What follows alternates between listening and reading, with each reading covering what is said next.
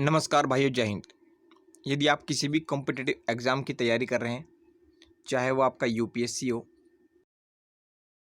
का एसएससी हो, एसएससी में सीजीएल लेवल का एग्ज़ाम हो, सीएचएसएल लेवल का या फिर एमटीएस लेवल का हो, यूपीएससी में आपका आईएएस लेवल का एग्ज़ाम हो या फिर यूपीएससी सीडीएस कोई भी एग्ज़ाम हो, रेलवे का एग्ज़ाम हो, बैंक पीओ का एग्ज़ाम हो, कोई भी एग्ज़ाम हो, सभी में हिस्ट्री मोस्ट इम्पोर्टेंट है। आज हम गुप्त वंश से रिलेटेड कॉन्सेप्ट क्लियर करेंगे।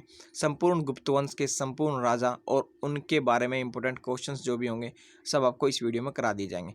चलिए बिना देरी के वीडियो को स्टार्ट करते हैं। गुप्त वंश यदि आपने इस वीडियो में देख लिया, कभी भी आपको गुप्त वंश भी कहीं और से पढ़ने की आवश्यकता नहीं है। ठीक है, 3-4 बुक्स का मिक्सअप है, बढ़िया एकदम कॉन्सेप्ट तैयार किए हुए। चलिए गुप्त वंश को पढ़ते हैं।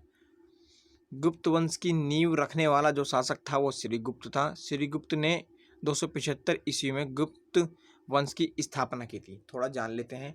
देखिए, श्रीगुप्त ने जो है उस समय जो है सातवाहन वंश के शासक सातकर्णी को पराजित किया। सातवाहक वंश के शासक सातकर्णी को पराजित किया और श्रीगुप्त ने गुप्त वंश की नींव रखी 275 में। पर जो ऑफिशियल रूप से श्रीगुप्त को गुप्त वंश का प्रथम महान शासक नहीं माना जाता, क्योंकि गुप्त वंश की नींव रखी और एक तरीके से श्रीगुप्त ने जो है एक तरीके से वहाँ का वो बनकर शासक किया था, एक लाइक दैट महंत, यानी कि हम बता देते हैं श्रीगुप्त ने जो नींव तो रख दी थी, पर श्रीगुप्त जो है एक सामंत के तौर पर ही वहाँ का शासन चलाता था।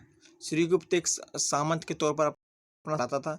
तो मौर्य वंश के काल के बाद गुप्त काल को जो है स्वर्णिम युग कहा गया है। चलिए, गुप्त वंश की जानकारी वायु पुराण में मिलती है।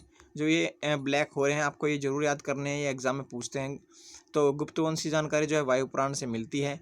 और गुप्त काल की राज्य की भाषा संस्कृत थी और दशमलव प्रणाली भी इसी गुप्त काल से शुरुआत मानी जाती है, दशमलव प्रणाली की। ध्यान रखिएगा, क्वेश्चन बनेगा आपको कि गुप्त वंश का प्रथम शासक श्रीगुप्त जो है कौन था। श्रीगुप्त जो है वो वहाँ का सामंत था, ध्यान रखिएगा। यह भी माना जाता है बाल विवाह की प्रथा जो है गुप्त काल से ही प्रारंभ हुई और मुद्रा को दीनार कहा जाता था और सोने के सिक्के मनाए जाते थे और पंचतंत्र की जो रचना है वो इसी गुप्त काल में हुई। ध्यान रखिएगा, गुप्त साम्राज्य में ब्राह्मणों को कर रहित कृषि भूमि दी जाती थी और उपज का छठा भाग राजस्व के तौर पर राजा को देना होता था। गुप्त राजवंश अपने साम्राज्यवाद के लिए प्रसिद्ध था और खगोल वैज्ञानिक आर्यभट्ट वारामेरी का संबंध जो है खगोल विज्ञान के जो भारतीय महाग्रंथ पंच सिद्धांतिका की रचना जो है आयुर्विज्ञान के संबंध रचना करने वाले सुश्रुत का संबंध भी गुप्त काल से है। ये गुप्त काल के किस चंद्रगुप्त द्वितीय, हम वीडियो में आपको डिटेल में बताएंगे आगे। चलिए, अब डिटेल्स स्टार्ट होती हैं कि पहला जो वंश का पहला शासक श्रीगुप्त था, जो मैंने बताया था। श्रीगुप्त जो है गुप्त वंश का प्रथम शासक था और इसने पूना से ताम्रपत्र में श्रीगुप्त को आदिराज के नाम से भी जाना जाता है। जो पूना से प्राप्त ताम्रपत्र है उसमें पता चला है कि आदिराज के नाम से भी जाना जाता है। तो ध्यान रखिएगा, प्रथम शासक श्रीगुप्त है। श्रीगुप्त के बाद आया घटोत्कच, श्रीगुप्त का पुत्र। इसके पुत्र जो घटोत्कच है सिंहासन पर आसीन हुआ और अभिलेखों में घटोत्कच को गुप्त वंश का प्रथम राजा बताया गया है, पर ये दोनों ही सामंत थे। जो वास्तविक राजा जो है वो चंद्रगुप्त प्रथम से माना जाता है।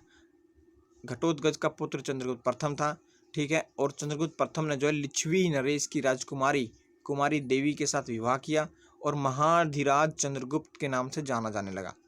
और यहाँ से जो है चंद्रगुप्त ने महाधिराज की उपाधि धारण की और चंद्रगुप्त एक महान सम्राट बना, गुप्त वंश का जिसे वास्तविक संस्थापक कहा जाता है।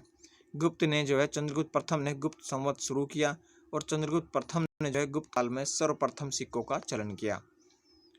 आगे बढ़ते हैं। गुप्त वंश का सबसे महान सम्राट चंद्रगुप्त प्रथम को माना जाता है और संवत शुरू करने का श्रेय चंद्रगुप्त प्रथम को दिया जाता है। सर्वप्रथम सिक्कों का चलन भी जो है अब चंद्रगुप्त प्रथम का लड़का हुआ समुद्रगुप्त। समुद्रगुप्त जो है 350 के आसपास जो है सिंहासन पर बैठा। समुद्रगुप्त ने एक विशाल साम्राज्य का निर्माण किया। चंद्रगुप्त का जो लड़का था ये समुद्रगुप्त, इस बंगाल की खाड़ी से लेकर पूर्वी मालवा तक, हिमालय से लेकर दक्षिण में विंध्य पर्वत तक जो है अपना राज्य फैलाया। समुद्रगुप्त का जो है दो लड़के थे। समुद्रगुप्त के दो लड़के थे, ध्यान रखिएगा। समुद्रगुप्त के दो लड़के थे। सबसे पहले श्रीगुप्त, श्रीगुप्त के बाद आपका घटोत्कच के बाद आपका समुद्रगुप्त के बाद का चंद्रगुप्त प्रथम के 2 लड़के थे, रामगुप्त और चंद्रगुप्त द्वितीय। तो चंद्रगुप्त द्वितीय की बात करते हैं। चंद्रगुप्त द्वितीय अगला शासक बना और रामगुप्त जो है अगला शासक योग्य शासक नहीं बन पाया। चंद्रगुप्त द्वितीय जो अगला शासक बना, जिसे विक्रमादित्य भी कहते हैं। गुप्त वंश का अगला शासक चंद्रगुप्त द्वितीय समुद्रगुप्त का पुत्र था।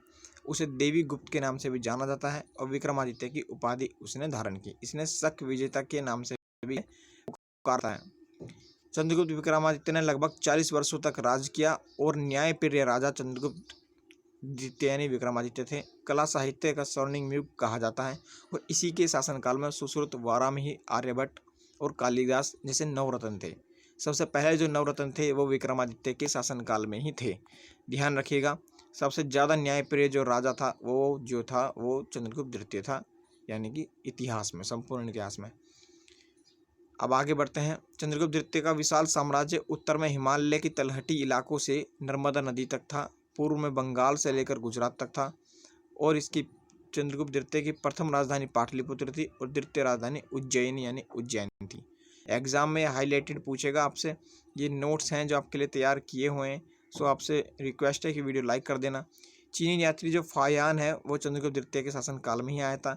चांदी के सिक्के शुरू करने वाला प्रथम शासक चंद्रगुप्त द्वितीय, ठीक है, जिन्हें रूपक या रुपया कहा जाता है। महरौली में स्थित राजचंद्र के लौह स्तंभ में चंद्रगुप्त द्वितीय ने ही बनाया है।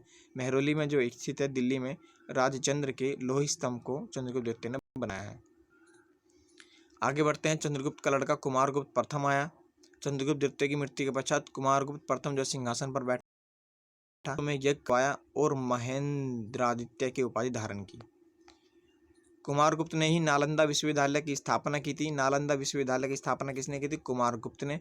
और चंद्रगुप्त द्वितीय की भांति यह भी योग्य शासक कहलाया और इसने अपने साम्राज्य को तो रखा और किसी भी प्रकार की हानि नहीं होने दी। अब नालंदा विश्वविद्यालय से संबंधित कुछ इंपॉर्टेंट फैक्ट आप देख लीजिए। देखिए, कुतुबुद्दीन ऐबक का जो सेनापति था बख्तियार खिलजी, उसने नालंदा विश्वविद्यालय को तहस नहस कर दिया था। ठीक है, ये ध्यान रखिएगा। नालंदा विश्वविद्यालय की स्थापना किसने की? कुमारगुप्त ने की। कुमारगुप्त के बाद उसका उत्तराधिकारी पुत्र स्कंदगुप्त जो राज सिंहासन पर विराजमान हुआ। उसे लोक हितकारी सम्राट बताया गया। दयावान, क्रमादित्य और विक्रमादित्य आदि की उपाधियां भी धारण की। स्कंदगुप्त के समय हुनों ने आक्रमण किया और अपने देश को स्कंदगुप्त ने हुनों से बचाया। स्कंदगुप्त के पश्चात कोई भी गुप्त वंश का अपना प्रभुत्व बढ़ा नहीं सका और योग्य शासक कोई नहीं हुआ।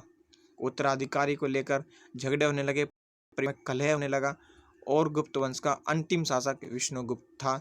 इसके बाद जो पतन हो गया। पतन होने के मुख्य कारण थे पारिवारिक कलह, जैसा हमने बताया, बार बार विदेशी और हुनों द्वारा आक्रमण के कारण गुप्त वंश का विनाश हो गया, गुप्त वंश का पतन हो गया। किसके आक्रमण के कारण? हुनों के आक्रमण के कारण। 375 के आसपास तक गुप्त वंश था, 375-80 के ईस्वी के आसपास। ठीक है, तो ये गुप्त वंश के बारे में हमने पढ़ा। हाईलाइटेड जो हैं वो एग्जाम में पूछे जाते हैं। एक नोट्स की भांति हम आपके लिए प्रिपेयर करके लाए हैं गुप्त वंश। यदि आप इतना कर लेते हैं, यूपीएससी और एसएससी में जो क्वेश्चन बनते हैं वो इन हाईलाइटेड से बनते हैं कि पारिवारिक कारण था, किन के आक्रमण से गुप्त वंश समाप्त हो गया? हुनों के आक्रमण से। तो यदि आपको वीडियो पसंद आई है, नोट्स हैं ये आप नोट कर लीजिए, तो वीडियो को लाइक कर दीजिए। अदर जो भी एग्जाम्स की आप तैयारी कर रहे हैं सभी में यह इंपॉर्टेंट है और आप चाहते हैं अदर टॉपिक पर वीडियो हो तो आप प्लेलिस्ट चेक कर लीजिए। प्राचीन भारत कंप्लीट किया हुआ है, मध्यकालीन भारत कंप्लीट किया हुआ है, आधुनिक भारत, सबकी अलग अलग प्लेलिस्ट बनी हुई है। क्वेश्चन आंसर सेट भी तैयार है आपके लिए। पीडीएफ के लिए आप टेलीग्राम ग्रुप ज्वाइन कर सकते हैं। टेलीग्राम में आप लिख सकते हैं जीके जीएस स्टडी, या फिर आप टेलीग्राम ग्रुप पर लिख सकते हैं अजय महेंद्रा जीके। तो आपको फ्री में आपको नोट्स और पीडीएफ मिल जाएंगे। सो आपसे अनुरोध है कि आप अदर सोशल मीडिया साइट पर भी जुड़े, वहाँ भी हम आपको इम्पोर्टेंट नोट्स देते रहते हैं। यह गुप्त वंश था। अगर आपको समझ में आए तो प्लीज़ वीडियो को लाइक करें, चैनल को सब्सक्राइब। जय हिंद।